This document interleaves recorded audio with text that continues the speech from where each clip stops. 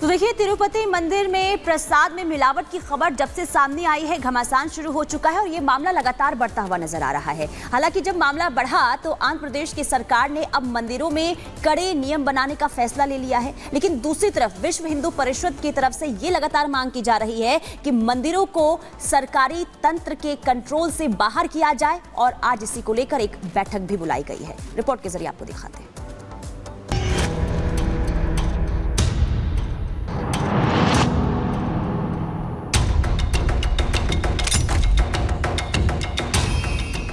तिरुपति बालाजी मंदिर के प्रसाद में मिलावट की बात सामने आने के बाद से आंध्र प्रदेश सरकार एक्शन में है। इस बाबत राज्य सरकार ने 3 ताबड़तोड़ बड़े फैसले किए। फैसले के तहत मंदिर का शुद्धिकरण किया जाएगा। इसके साथ ही पूरे मामले की आईजीपी स्तर पर जांच के आदेश भी दिए गए। अब मंदिर की प्रबंधन समिति में सिर्फ वही लोग रहेंगे जिनकी भगवान के प्रति आस्था होगी। इसके अलावा सभी मंदिरों के लिए मानक संचालन प्रक्रिया बनाई जाएगी, जिसका पालन सभी मंदिरों के लिए अनिवार्य होगा। Ordering an inquiry, IGP level or more than that, then the team will establish the facts so that there won't be any violations. That also we are going to bring. Even management committees, only those who are having belief, they will be nominated. We'll take all precautions. तो वहीं आंध्र प्रदेश के deputy CM ने भी ऐलान किया कि वो 11 दिनों का उपवास रखेंगे। मंदिर का प्रसाद विवाद राजनीतिक मोड़ लेने के बाद अब धार्मिक मोड़ लेना शुरू कर चुका है। इस विवाद में वीएचपी ने भी एंट्री मारी है। आज वीएचपी के केंद्रीय मार्गदर्शक मंडल की बैठक तिरुपति में बुलाई गई। इसमें वीएचपी के पदाधिकारियों के साथ साथ देश भर के साधु संत जुटेंगे। विश्व हिंदू परिषद के सर्वोच्च नीति निर्धारक मंच संतों का है, जिसमें केंद्रीय मार्गदर्शक मंडल के सदस्यों के संतों की भूमिका अग्रणी रहती है। इसकी वर्ष में 2 बार बैठक होती है। इस वर्ष हमने अर्धवार्षिक बैठक क्षेत्र सह करने का निश्चय किया है और इसकी पहली बैठक आंध्र प्रदेश और तेलंगाना प्रांत के जो संत केंद्रीय मार्गदर्शक मंडल के सदस्य हैं, उनकी बैठक तिरुपति में होने जा रही है, जो पूरे दिन भर बैठक चलेगी। आपको बता दें कि तिरुपति बालाजी मंदिर के प्रसाद में मिलावट की खबर आने के बाद लोगों में गुस्सा है। सनातनियों की मांग है कि विश्व भर में जहां भी उनके आराध्यों का मंदिर है, वहां पर प्रसाद की गुणवत्ता और शुद्धता का खास ख्याल रखा जाए ताकि उनकी पवित्रता बनी रहे। Bureau report, Republic Bharat. तो मिलावट की खबर सामने आने के बाद से ही हिंदू समाज के लोगों में जबरदस्त तरीके से गुस्सा देखने को मिल रहा है, लेकिन आंध्र प्रदेश की सरकार ने अब इसे लेकर कड़े नियम बना लिए हैं। क्या फैसले लिए गए हैं, जरा वो आपको समझाते। देखिए, महाप्रसाद पर चंद्रबाबू जो है अब वो सख्त नजर आ रहे हैं। सीएम चंद्रबाबू ने बड़े फैसले लिए हैं और 3 बड़े फैसले लिए गए हैं। क्या वो 3 बड़े फैसले हैं, वो समझ लीजिए। देखिए, मंदिर का शुद्धिकरण किया जाएगा, ये कह दिया गया। इसके अलावा मामले की आईजीपी जांच भी करवाई जाएगी।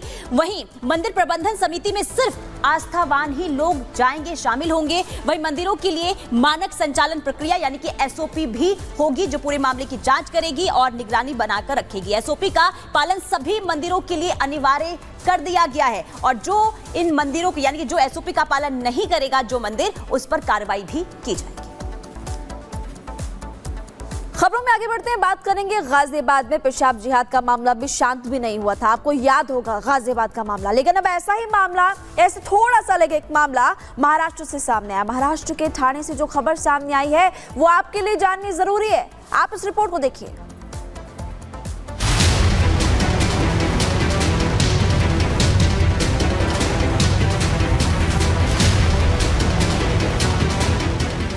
जब आपके जहन में ये फीड कर दिया गया हो कि किसी धर्म का मर्म भंग करना है, जब आपकी जिंदगी का ये लक्ष्य हो जाए कि किसी धर्म पर आप अंतर्घात करते रहेंगे और जब आपकी शिक्षा दीक्षा की दिशा भी इसी लय में मोड़ दी जाए कि किसी के धर्म का मर्म भंग करना आपके लिए सो कॉल्ड जिहाद हो जाए, तो ऐसी तस्वीरें लाजमी है।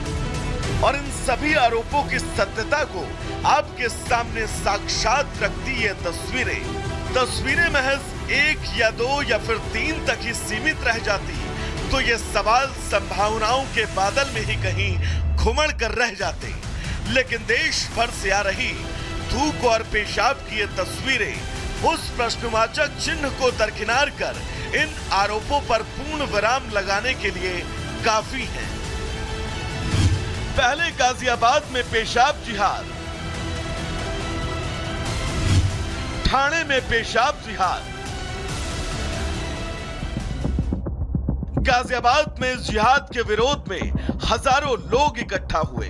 रविवार की दोपहर लोगों ने हजारों की संख्या में जमा होकर अपना विरोध व्यक्त किया और ये खुला ऐलान कर दिया कि गाजियाबाद की सरजमी पर ऐसी करतूत नाकाबिले बर्दाश्त है। लेकिन उसी समय गाजियाबाद से लगभग 1403 किलोमीटर दूर महाराष्ट्र के ठाणे से आई इस तस्वीर ने सभी के दिमाग को सन्न कर दिया।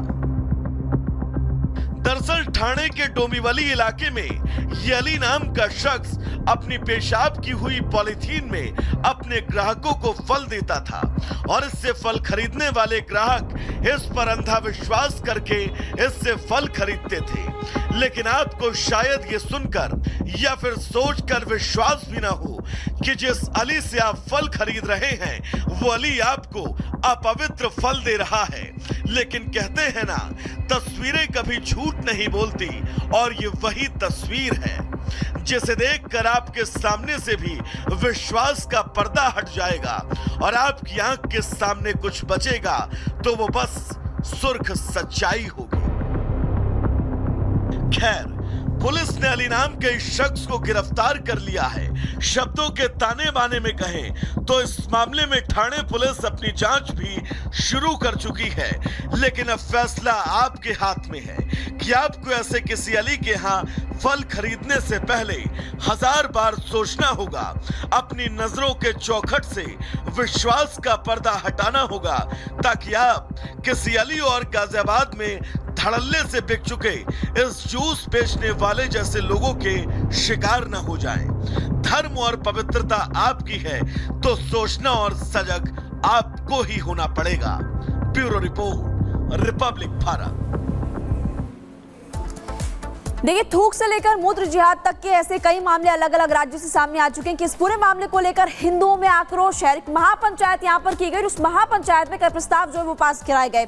आपको एक एक करके हम जानकारी देंगे कि कौन कौन से प्रस्ताव पास कराए गए। प्रस्ताव नंबर 1, जिहादी विधर्मियों पर रासुका के तहत कार्रवाई होनी चाहिए और उम्र कैद या फिर मृत्यु दंड जैसा कठोर कानून बनाया जाना चाहिए। प्रस्ताव नंबर 2 आप जान लीजिए, मुस्लिम समाज के लोग ऐसे लोगों का बहिष्कार करें और धर्मियों के खिलाफ मृत्यु दंड या फिर फतवा जारी करना चाहिए। प्रस्ताव नंबर 3, सुप्रीम कोर्ट 2 बच्चों का कानून शीघ्र बनाने के लिए केंद्र सरकार को निर्देश दे। ये भी इस दौरान प्रस्ताव जो है उसको पास किया गया। प्रस्ताव नंबर 4 आपको बता रहे, सुप्रीम कोर्ट सभी को अपने प्रतिष्ठानों पर नाम लिखने का भी निर्देश दे। जिस तरह से उत्तर प्रदेश में आपको याद होगा मुख्यमंत्री योगी आदित्यनाथ की तरफ से भी कहा गया था, रोहिंग्या एवं बांग्लादेशियों को खदेड़ने के लिए कठोर कानून बनाया जाना चाहिए। तो महापंचायत में आक्रोश जताया गया क्योंकि इस तरह के मामले लगातार बढ़ते हुए नजर आ रहे हैं। और इसी बीच आपको प्रस्ताव हमने बताया कि कौन कौन से प्रस्तावों को लेकर चर्चा की गई। आगे बढ़ते हैं और बात कर लेते हैं भगोड़े जाकिर नाइक की, जो भारत आने की बात कह रहा है। जी हाँ, जाकिर नाइक का एक नया बयान सामने आया है। इस बयान में वो भारत आने की बात कह रहा है और ये कह रहा है कि भारत तब आएगा जब मोदी सरकार ना हो। इसके साथ ही भारत आने की बात कहने के साथ ही उसे गिरफ्तारी का डर भी सता रहा है। पूरी खबर क्या है, इस रिपोर्ट के जरिए आपको दिखाएं।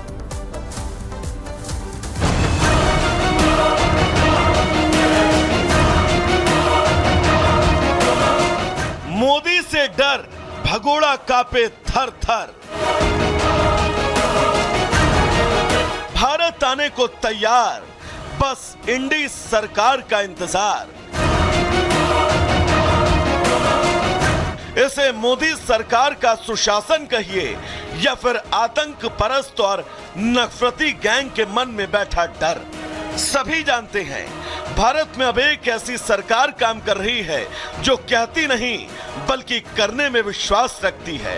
ये सरकार देश विरोधियों का पक्का इलाज करने के लिए जानी जाती है।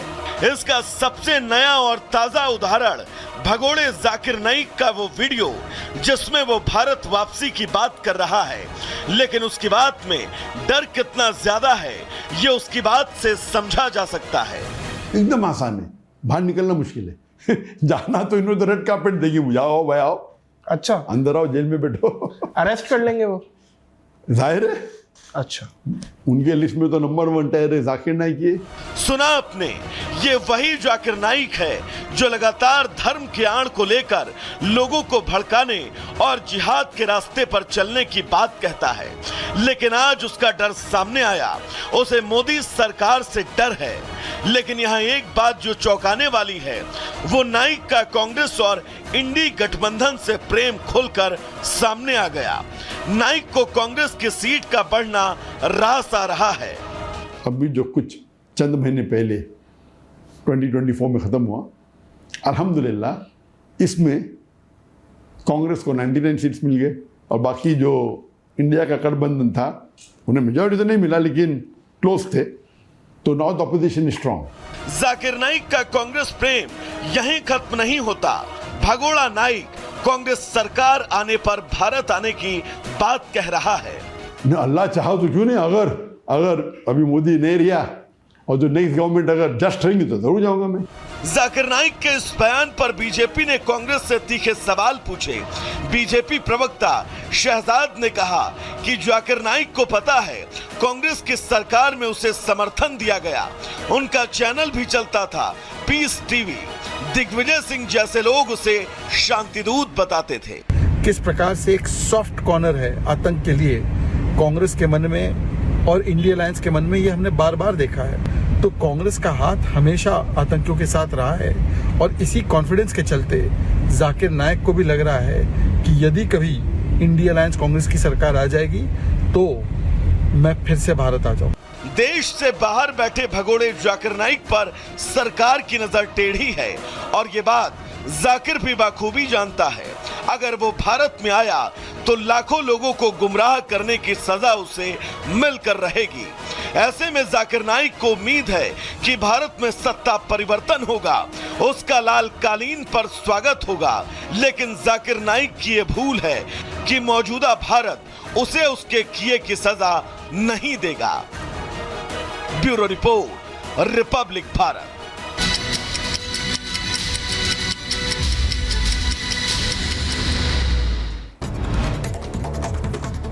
श्रीलंका के राष्ट्रपति चुनाव में बड़ा उलटफेर। श्रीलंका के नए राष्ट्रपति बने अनुराग कुमारा और राष्ट्रपति बनने वाले अनुराग पहले वामपंथी हैं।